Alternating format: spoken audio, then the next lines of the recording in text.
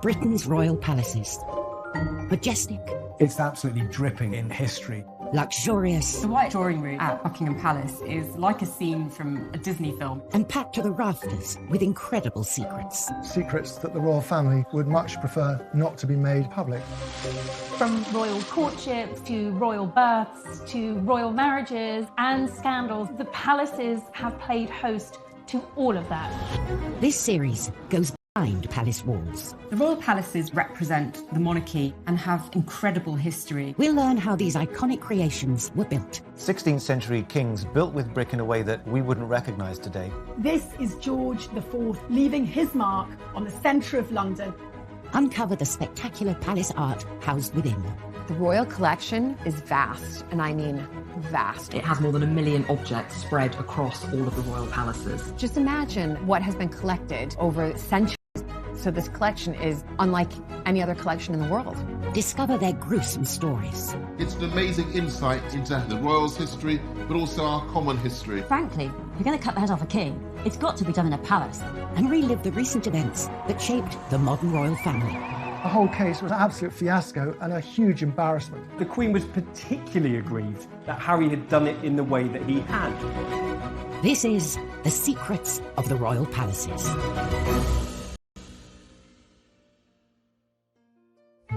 This time, we reveal the troubles behind the tribute to one of Kensington Palace's most famous residents. The sculptor has to please every single one of Princess Diana's billions of fans, but also 2 royal princes who are very used to having things done their own way. The epic story behind Windsor Castle's origins as we uncover its ancient kitchen secrets. The food that was made there has fed all kinds of illustrious figures from history. We discover hidden treasures inside a palace within a palace. I mean, this dollhouse, you actually wish that you were miniature so you could go live in it. Explore the mysteries of the strange Balmoral Pyramid. We don't really know who made it, where the materials came from. It just seems to have appeared. And reveal the shocking measures taken to protect a queen in palace isolation. If you break this 16th century lockdown, you will be killed on the gallows. The United Kingdom's royal palaces have a unique power to capture the imagination. Palaces are places where big events of state, big moments in our nation's history happen. And I suppose we've all grown up with this idea of castles and fairy tales and palaces, and you want to see inside the palace walls. So when you actually do get to go inside, it's really Kensington Palace and Holyrood. The buildings themselves are amazing. There's no other country which has this incredible catalogue of its history, of this astonishing institution. One royal residence alone attracts 1.65 million visitors a year, the granddaddy of them all, Windsor Castle. While it may not be called a palace, for over 900 years this fortress has been a home from home to Britain's royalty. Windsor Castle is the largest occupied castle on the planet. I think it's just the most astonishing physical edifice, the way it sits in the landscape, the way it rises up the hill. This vast royal home comprises 951 rooms, including 225 bedrooms, and covers some 13 acres. And its look is straight out of a picture book. It's like when you grow up and you dream of castles, you can't help but think of Windsor Castle. Windsor's fairy tale look is thanks to a monarch obsessed with myths and legends, Edward III, who came to the throne in 1327. Edward modelled himself on the once and future King Arthur. We know him as a myth, but to those in the Middle Ages, he was very real. Basically, everyone thought that Windsor had been anciently founded by King Arthur, and Edward tried to capitalise on that by making it the centre of knightlyhood, of chivalry. But Windsor Castle had been neglected by the previous reign and was no Camelot. What Edward III inherited was partly burned out, it was partly in decaying, and it was badly planned. Edward set about transforming Windsor into a palace fortress on a monumental scale. But finding a workforce to build it wouldn't be easy. England was emerging from the grip of the bubonic plague. The Black Death wreaks havoc. It wipes out a third of British population, a third. Let's just bear that in mind, what that actually means. It means it's extraordinarily hard on a practical level for the king to get workers to Windsor. And so he sends out sheriffs to round up talented masons and carpenters, all to come back to Windsor to work on making his castle bigger and better. From 1359, a chronicler says that almost all of the carpenters and masons in England were working on this site. He spent £44,000 creating the basis of a revolutionary palace which had an enormous facade uniting a hall and chapel into something altogether more monumental than had gone before. By 1365, the building works were complete, standing tall at a cost of 22. By the end of his reign, he transformed Windsor into a new type of palace. It was no longer merely a castle with lodgings, it was a palace. And the upper ward had become part of a super fortress with a monumental palace at the heart of it. Every subsequent monarch has some relationship back to Windsor. It is that story of continuity after Edward III's rebuilding which makes it so remarkable. Windsor, the oldest and largest inhabited castle in the world, is still home to around 150 people. Another palace, Kensington, accommodates so many royals, both major and minor, that its family nickname is the Aunt Keep. One of Kensington's most famous and best-loved residents could soon be immortalised here. In 2017, the historic sunken garden at Kensington Palace was transformed into the White Flower Garden in celebration of the life of Princess Diana. We know that Diana was a huge fan of the gardens at Kensington Palace and would stop by after her morning jog to speak to the gardeners, particularly in the sunken garden. For Princes William and Harry, it's a special place too. William and Harry have got bittersweet memories of Kensington Palace. They loved living there with Princess Diana. She really made an effort into making it a home. And it was incredibly touching to see that Harry and Meghan chose to announce their engagement in that exact spot, a nod to Diana and her being part of their celebration. 20 years after her death sparked national mourning and a sea of flowers outside Kensington Palace, William and Harry commissioned a statue of Diana to cement her legacy, an honour almost exclusively reserved for kings and queens. At Kensington Palace, there's a lovely statue of Queen Victoria in her coronation robes, but amazingly enough, it's made in marble by Queen Victoria's daughter, Princess Louise. So if Diana does emerge there as a statue, she'll be in very distinguished company. Creating a fitting tribute to Princess Diana can be tricky to get right, as previous attempts demonstrate. There are some very, very bad Diana statues out there. They haven't really captured Princess Diana as I think the family would want her to be captured. Whether they're made from marble or marzipan, from the sublime to the ridiculous. There's a whole army of Diana statues in China. And who can forget the incredibly tasteless half-naked one that used to be in Harrods at the bottom of the stairs, barefoot with her and Dodie Fayed both releasing a bird into who knows what. Trusted not to add to this list, renowned sculptor Ian Rank-Broadley was given the commission because his design of the Queen adorned every British corner. So he is aware of how to tread the line between an authentic, genuine representation of someone and perhaps slightly flattering a royal ego or two. He's renowned for making very lifelike effigies of people, often naked, but that probably wouldn't be happening in Diana's case. It's a difficult commission because I think she's a very, very hard person to capture in a sculpture. She was so vivid.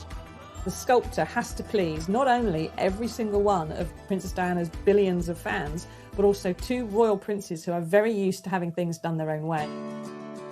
All this may go some way to explaining why the statue has yet to materialise.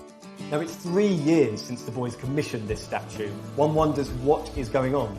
We don't know whether the delay on the statue is it funding?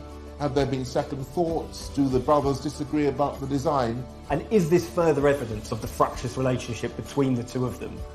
The latest news is the statue might finally be unveiled in time to mark what would have been Diana's 60th birthday in 2021. She was arguably one of the most famous people ever to live at Kensington Kensington Palace, so I think it makes complete sense that you would honour her with a statue in the place that was her home.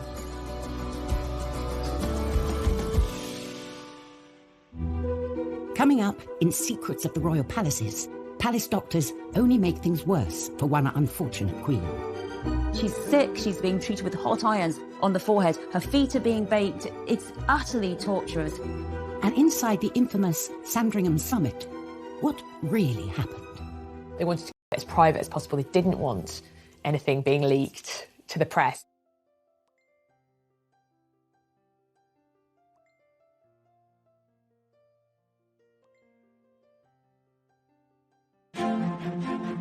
Britain's famous royal palaces, from Buckingham Palace to Holyrood, are homes, workplaces and living monuments.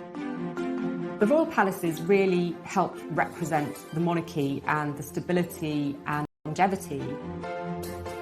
You have centuries of tradition, priceless artefacts, and I think we're very lucky to have them. Windsor Castle has been home to 40 monarchs and has stood for almost 1,000 years. In 1992, a devastating fire broke out, burning for 15 hours and tearing through 115 rooms. Out of the ashes came extraordinary architectural discoveries. In the Great Kitchen, a 19th century plaster and wood ceiling went up in. The archaeologists moved in and used dendrochronology, the science of dating timbers by their tree rings for the years of growth. They revealed something quite extraordinary, that this, in fact, was mostly original to Edward III's building. It had been there for 650 years, and all of the thousands of meals that had been prepared from then until now had been spanned by this astonishing structure. As the kitchen was restored, this medieval wooden roof was allowed to shine through. It's so impressive as a piece of engineering. It had to span a building 80 feet long by 26 feet wide, the equivalent of a great hall in most major medieval houses. It's a very innovative type of construction which allowed the central section to be lifted to let light in and soak out. This discovery makes this one of the oldest working kitchens in the world. Quite amazing that centuries and centuries of cooking have taken place there, and of course the food that was made there has fed all kinds of great illustrious figures from history. The kitchens in a castle, in a royal palace, are the beating heart of that palace.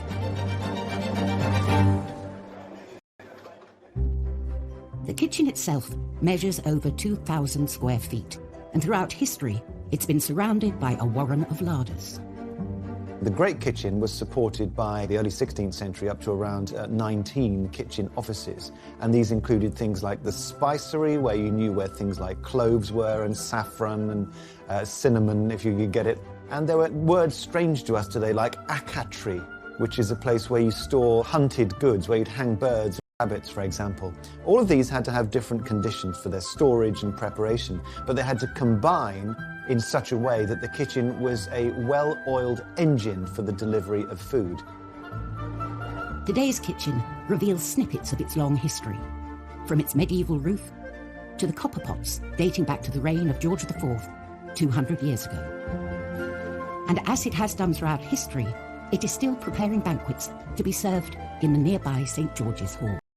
I don't think we can underestimate just how incredible, really, it is to know that these kitchens, which are still so relevant today, this idea of the royal family evolving with us and that journey through food being witnessed over a period of centuries.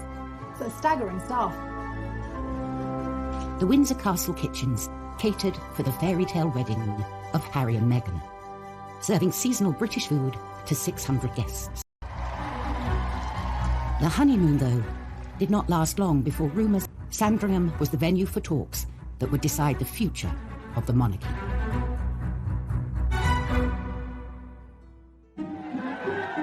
Christmas at Sandringham, the Queen's winter residence, is a royal tradition. But in 2019, Harry and Meghan spent the holidays abroad.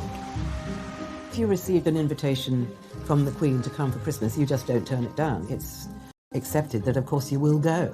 All of these rumblings of discontent in the press suddenly seem to be given some credence by the fact that the couple weren't there for Christmas. 2 weeks later, Harry and Meghan released a statement that shocked the family and the world. They were to step back from their royal duties. They basically held a gun to the Queen's head. It really did threaten the very fabric of the monarchy. This was an extraordinary move, unprecedented in the Queen's reign. We very rarely get an insight into the Queen's personal feelings about anything, and yet there were briefings explaining that the Queen felt hurt and upset. They wanted to try and present a united front, and that united front was crumbling faster than the Berlin Wall. The Queen summoned the family. The Sandringham summit was set for the 13th of January. The world's press assembled. The Queen is known for being a cool and a calm head in a crisis, and I think certainly by holding the meeting at Sandringham, it was very much on her terms. The Sandringham summit was the Queen acting as grandmother first of all, and Queen second, I think, trying to bang their heads together and sort it out. There was a notable absentee. One person who wasn't in the room was Prince Philip, with a lot of people suggesting that he wasn't there because he was so angry that Harry had threatened the fabric of the family. He saw it as a dereliction of duty. Harry was a favourite of his. They had a very deep bond between them. He had taken Harry under his wing after Diana had been killed. Meghan was also conspicuous in her absence. She was in Canada and scheduled to dial in.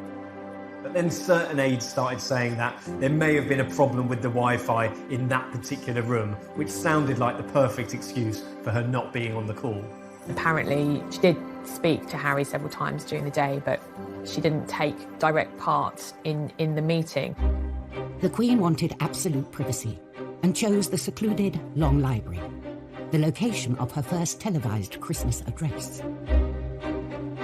Only a handful of key right-hand men and women. In fact, Harry had 2 private secretaries with him.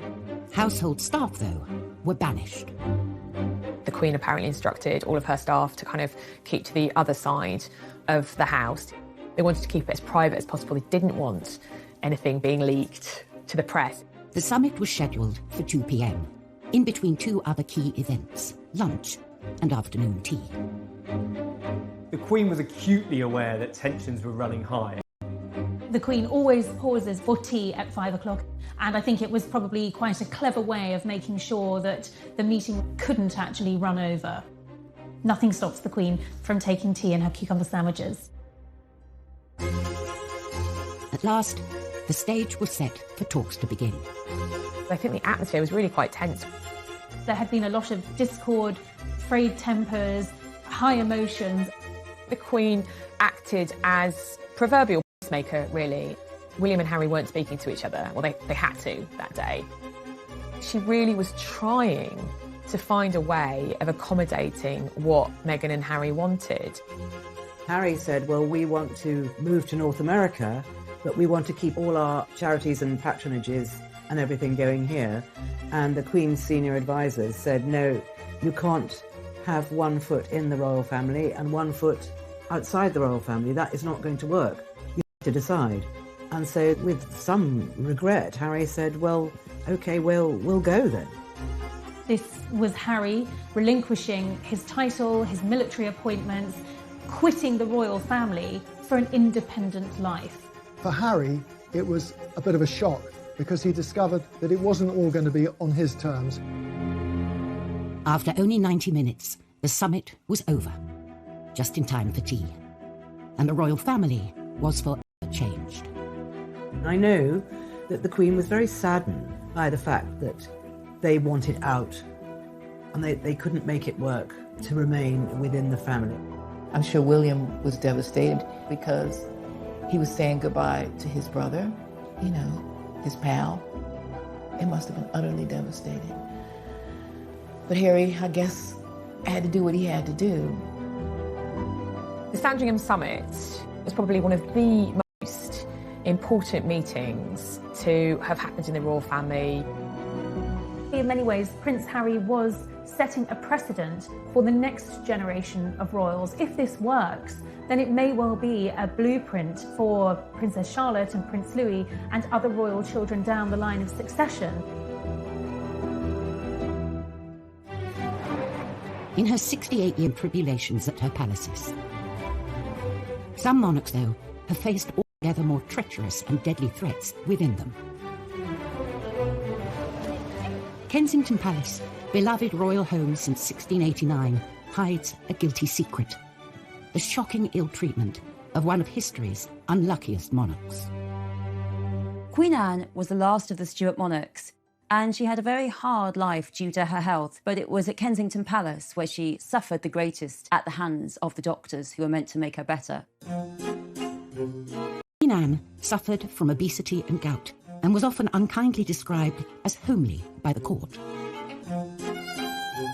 Her husband, George, Prince of Denmark, was rather drunk, a bit of a bore, but he was quite a good husband. But the problem was that they simply couldn't have a child between them. She was pregnant at least 17 times and had many miscarriages, many stillbirths, many children who lived only a few hours after birth. Had Anne had one living child, I think she'd have gone down as a successful queen who was tormented by bad health. On the morning of 30th of July 1714, Anne was taken very ill. Her doctors say that her gout has travelled up from her leg, up into her nerves and into her brain. So they get these hot irons and they put these hot irons on her forehead, and they get these hot cups and they put them on the thigh to try and get rid of the gout. And they give her this really disgusting concoction to try and make her sick. It's utterly torturous. And she drifted off into death with no help from these doctors who should have been keeping her comfortable, looking after her. And one of her doctors, Dr. John Arbuthnot, said that he thought that no weary traveller could have wanted to rest more than she could, because she was simply exhausted by all her ill health.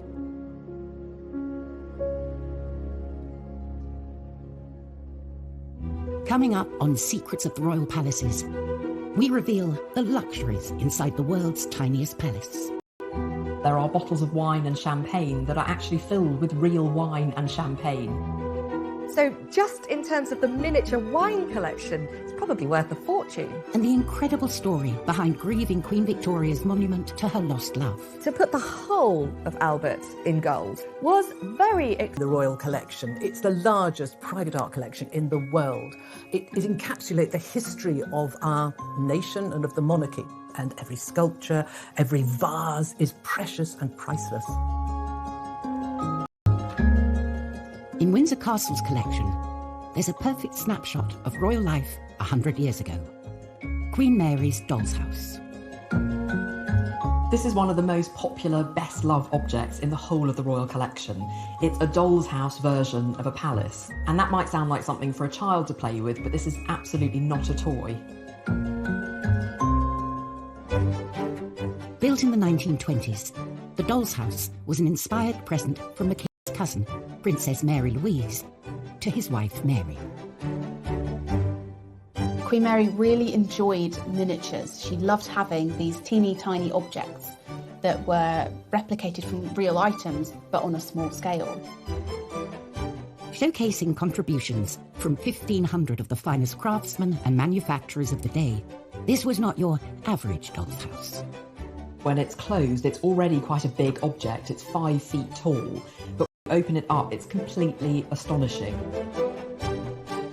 You almost don't know where to look first. There are more than 20 rooms. Instead of opening up from the front like a traditional doll's house does, the whole... Cellars, a garage, a vault, kitchens. It's simply the most spectacular doll's house anywhere in the world. Even more surprising, there's a drawer underneath that slides out with a perfect miniaturist garden inside. Each room of this idealised palace is a treasure trove. Real objects from Windsor Castle were painstakingly replicated at a 1:12 scale, including more than 700 paintings. artists were sending in copies of paintings they knew were in the royal collection, but they're done on a 1/12 scale, with all the skill you see in the original. Real jewellery makers and goldsmiths were actually employed to make this miniature version of the crown jewels. The library would be the envy of any book lover. There are over 500 miniature books in the library, and these include everything from the complete works of Shakespeare to the Bible. From chandeliers and intricate woven carpets to vinyl records to doorknobs, no detail was too small. The tiny palace boasted luxury facilities the average Brit could only dream of in their own home. And they really worked. Electricity was installed throughout the house, controlled by minuscule little light switches. There was even a working lift, and there were taps that had proper hot and cold running water. Astonishingly, even the cellar was the real deal, stocked with over 1,200 mini bottles. There are bottles of wine and champagne that are actually filled with real wine and champagne. They were selected according to vintage. So just in terms of the miniature wine collection, it's probably worth a fortune. All of the pieces that we know of today are still working, and it's carefully cared for at Windsor Castle, where it remains on display today. I mean, this dollhouse, you actually wish that you were miniature so you could go live in it. Being safely tucked away inside a real-life palace, like Windsor Castle, is certainly appealing. Even more so in times of crisis. And when mortal danger threatens, the royals pull up the proverbial drawbridge. March 2020. As a deadly infectious disease swept the country, it was announced the Queen would self-isolate inside Windsor Castle. A move that echoed her namesake, Elizabeth I, who was forced to do the same some 470 years earlier. Bubonic plague in England. It's been circulating around Europe, but this is a particularly virulent and cruel strain. Elizabeth has only just recovered from smallpox, and now there's a possibility that she could die of plague. It's a brutal, miserable death. London is seen as the eye of the storm. Elizabeth has all these lovely palaces like Greenwich, or places like Richmond and Hampton Court. She decides none of those are far enough from the plague. Elizabeth flees to Windsor Castle, and every attempt is made to protect her there. They set up a gallows in Windsor. And that gallows is for any Londoner who tries to flee from London and go to Windsor, because they are thought to be carrying the plague. There's no breaking this 16th century lockdown. And if you break this 16th century lockdown, you will be killed on the gallows. And this actually works well. Elizabeth doesn't catch the plague. She is protected. And when the plague itself has subsided and many, many people have died, she can emerge and be queen once more.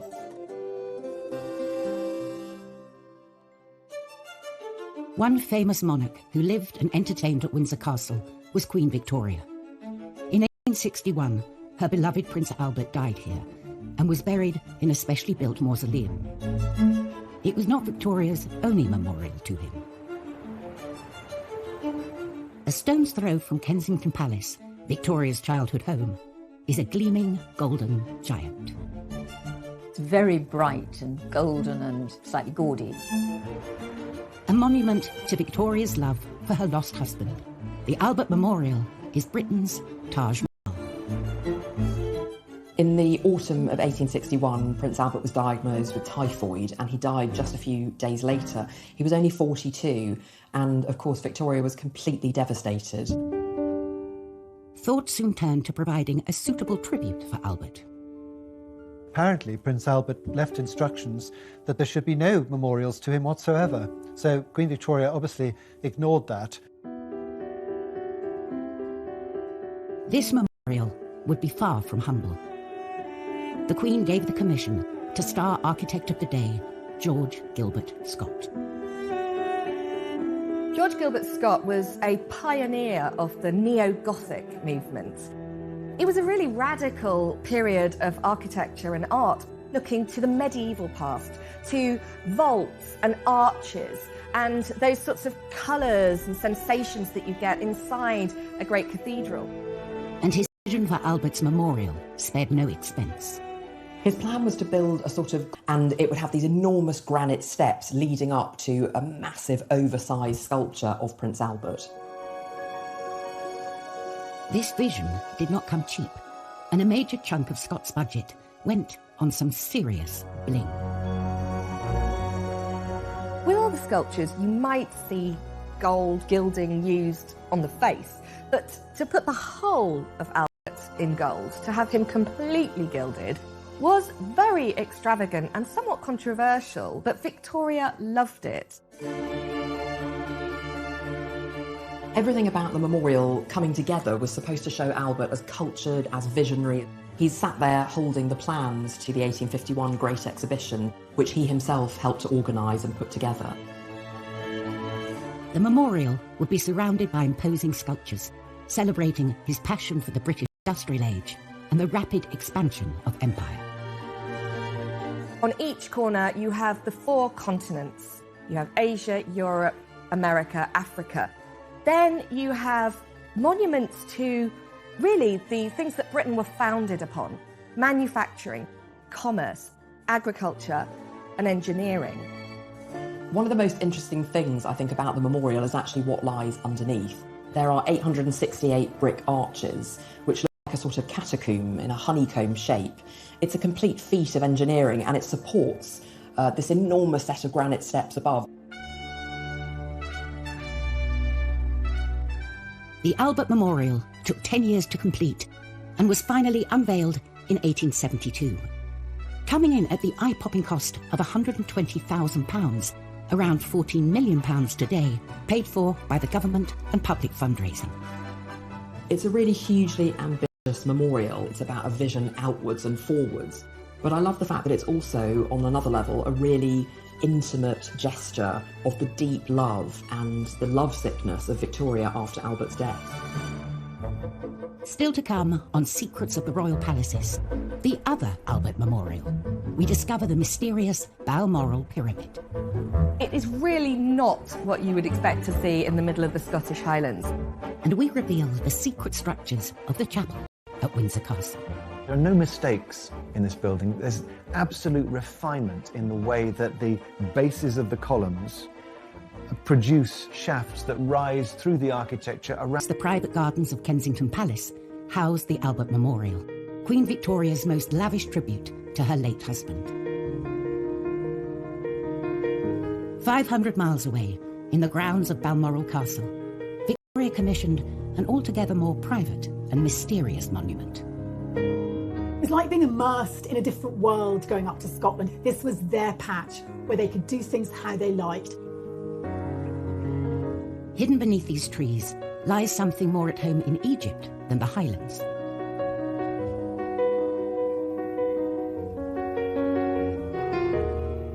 A stone pyramid, so strange and so puzzling, it still raises questions. The mystery of the Balmoral Pyramid actually runs even deeper. We don't really know who made it, where the materials came from, when it was constructed exactly. It just seems to have appeared.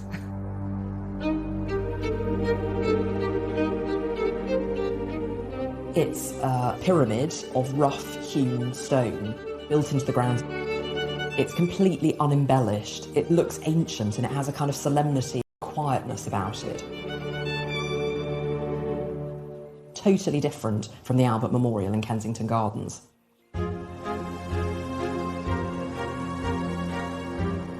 The pyramid was built from granite in 1862, but other details are shrouded in mystery. We still don't know who built it or how. The inscription reads, "His broken-hearted widow, Victoria R., 21st of August, 1862. I think Albert would have loved the Balmoral Memorial, probably more than the Albert Memorial in London, because it's truer to this sense of his curiosity across time. The Balmoral Pyramid is apparently inspired by traditional cairns. Interestingly, this cairn isn't the only one on the estate at Balmoral. Cairns have been used to mark burial sites in Scotland since prehistoric times. Cairns have an ancient history. It's the idea of piling up stones one upon the other as a lasting memorial, and they have a particularly strong presence in Scotland. Victoria knew this. But Albert's cairn is one of a kind. The thing that's different about the Albert one is it is very smooth. Its simplicity and its symbolism is so powerful. I think just the fact that they're located away from everybody as a place where Victoria could privately remember her husband too, there's something very powerful about that. Victoria's preoccupation with the afterlife was not unusual. Religion and monarchy are inextricably linked. A royal chapel is as important to any palace as a banqueting hall or shiny gates. All royal chapels, though, were not created equal. Within the grounds of Windsor Castle stands an extraordinary building. It's the place where the royal family mark some of the most important moments in their lives. St George's Chapel, I mean, it's almost a joke that it's called a chapel. It's a thumping great building, and it's the first thing you see, literally, when you arrive. And it's one of the most stunning spaces within all the royal palaces. This is the kind of show-stopping piece in that fortified citadel. The chapel was the brainchild of Edward IV, a Yorkist king who seized the English throne during the War of the Roses. He'd won the crown, but he realised his palaces were missing something important. Edward IV had a big problem, because where was he to be buried? Where was his family to be buried? Westminster Abbey had been the traditional resting place of English monarchs, but it was filling up. Edward set about building a new royal burial site at Windsor. He wanted a place where he could ultimately be laid to rest, but importantly, his family, his dynasty could be commemorated. Edward died in 1483, and although he never saw St George's Chapel finished, he was the first to use it. There are no mistakes in this building. There's absolute refinement in the way that the bases of the columns produce shafts, rise through the architecture, around the vaults, and then back again. It is a work of utter refinement. It's heartbreaking in its beauty. When the stained glass glowed and when the paint was fresh, it must have been like a boiled sweet. St George's Chapel is now the burial site of 10 monarchs. For the Queen, it's a deeply personal site. Both her parents and her sister Margaret lie at rest here. But this building is more than a mausoleum. For over 500 years, it's been a place where the nation can share in the royal family's joy.